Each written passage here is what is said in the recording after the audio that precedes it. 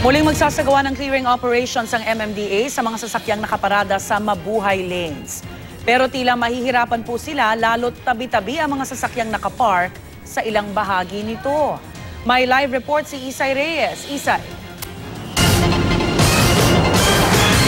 Rhea, kahapon nga ilang sasakyan yung nasampolan ng MMDA at ng HPG matapos nga nilang ang mga ito habang nakaparada sa Christmas at Mabuhay Lanes. Pero sa Maynila, Rhea, mukhang malaki rin ang kanilang magiging problema.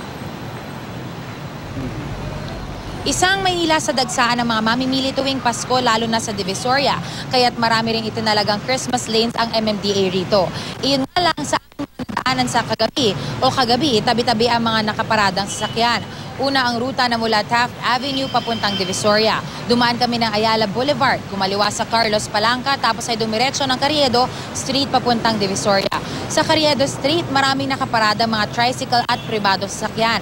Sa isa pang alternatibong ruta papuntang Divisoria, pwede raw daanan ang H. Lacson, kaliwa sa Tayuman Street at kaliwa naman sa Dagupan. Sa Tayuman, maraming mga sasakyang kalat-kalat ang nakaparada. Maraming mga jeepney, pribadong sasakyan at maging mga truck maging sa Dagupan Street. Sa Quezon City, bahagi ng Christmas lanes ang Del Monte Avenue, Santo Domingo, Amoranto, Banawi at Maria Clara para makaiwas sa traffic sa mga malalaking kalsada. Hindi kasing dami ng mga sasakyang nakaparada sa Maynila pero may mangilan-ngilan din.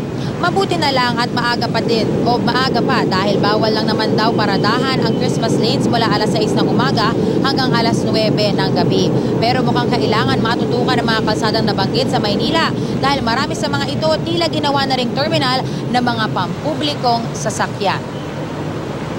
Samantala, Rhea, ngayon nga alas 6 ng umaga ay muling magsasagawa ng clearing operations ang MMDA sa mga Christmas lanes at Mabuhay lanes sa manasakop ng Quezon City at ng Makati City. Sa katunayan, ngayon nga dito sa MMDA Metro Base sa Timog ay nagkakaroon na sila ng pagpupulong bilang paghahanda nga sa kanilang pag-alis alas 6 ng umaga. Rhea?